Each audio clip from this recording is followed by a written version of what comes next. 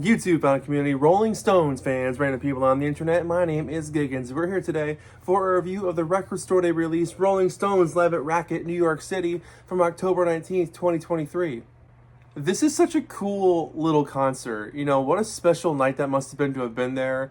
Hackney Diamonds is an incredible album. It was tied at #1 last year for me with The Zombies' Different Game. And I really love hearing them play these new tracks because you can hear the excitement in their performances.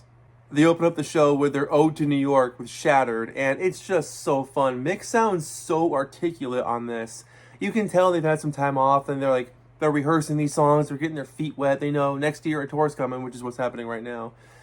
And they want to go out with that classic New York sound. I love Shattered. The interplay between Ronnie and Keith on guitars, Daryl's holding it down so well on the bass, and Steve Jordan on drums is doing his best Charlie impression, which I can't even call it that because it's still kind of Steve at the same time. But the shuffle is there that Charlie would accomplish, and everyone just sounds so tight together. Angry follows that up, and that was the lead-off single from Hackney Diamonds. So the audience was familiar with this song by the time they heard it live in October of 23, and it sounds like it's up a pitch a little bit, maybe off a different key. It sounds a little bit different than the record, but it works so well. And you can hear the hunger in their performance. You can hear how stoked they are. Like, oh my God, thank God. A new song. You know, we haven't played this one a million times. There's something fresh and new and exciting. You know, here we are, the Rolling Stones at 80 years old, bringing you new tunes. What an incredible night.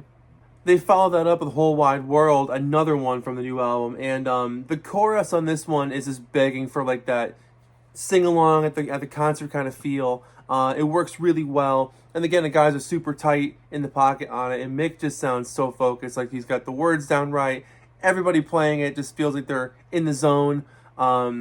It must just be exciting to be in a band that's been around for so long and have new material and be like, oh my God, something new.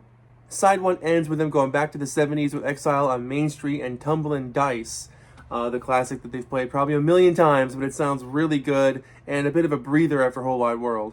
Side 2 opens up with the rocking classic Bite My Head Off the new album, and this thing just shreds the whole way through. They plow through this thing with just everything they've got. Daryl does the bass parts so well, filling in for Paul McCartney. It would have been really cool if they got Paul for that song, but that's okay.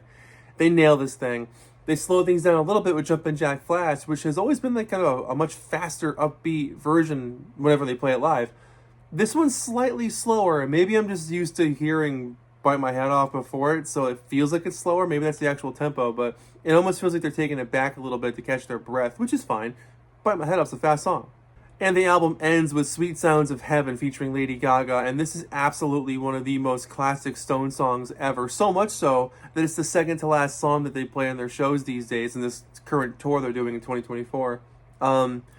It blossoms slowly, it grows, it develops, it just creates its own little world for itself. And by the time it does explode, that payoff is so worth the wait. It is one of the most amazing songs they've ever written. It's so much fun to listen to, so much fun to hear them cook. And when Lady Gaga comes out and just starts doing her thing, the crowd their wigs get shredded. Everyone is so stoked on it. They nail it. The chemistry between Lady Gaga and the band, particularly with Mick, just because they're both vocalists, is really special. You can hear that they're just playing off each other. They know where they're going to go next. They know the feel of the song. They're inside it so well. It just works.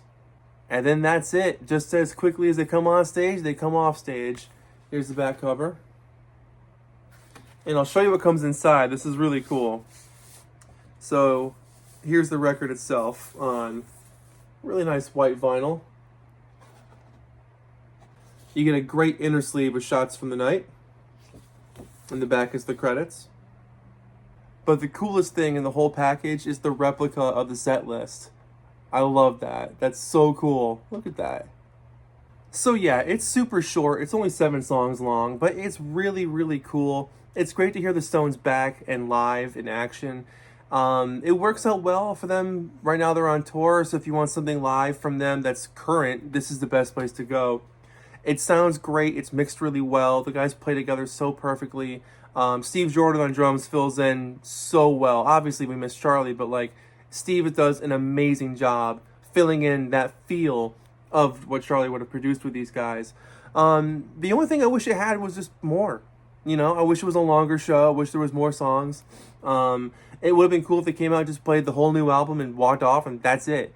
You know, like really only focus on the new stuff. But the good thing is you get what? 1, 2, 3, 4 new songs on this thing. So 4 out of 7 are new songs. So it works in that sense. I'll probably give this thing like a 7 out of 10. I really enjoy it, but I just wish there was more. So it leaves me feeling kind of lacking. Like it's really cool, but like just as Sweet Sons of Heaven ends, so you're like you're in the feel, you're in the zone, you want to keep going, you want more to happen. So it kind of feels like it ends prematurely, but maybe if I was there, I would have had a different feeling about it.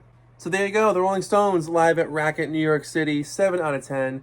My name is Giggens. Let me know what you think about this record below in the comments. If you picked it up for Record Store Day, let me know as well. But yeah, it's a lot of fun. You really can't go wrong with it. It's Rolling Stones, man. It's only rock and roll. Thank you so much for watching. I'll see you guys in the next video. Take care of yourselves. Bye-bye.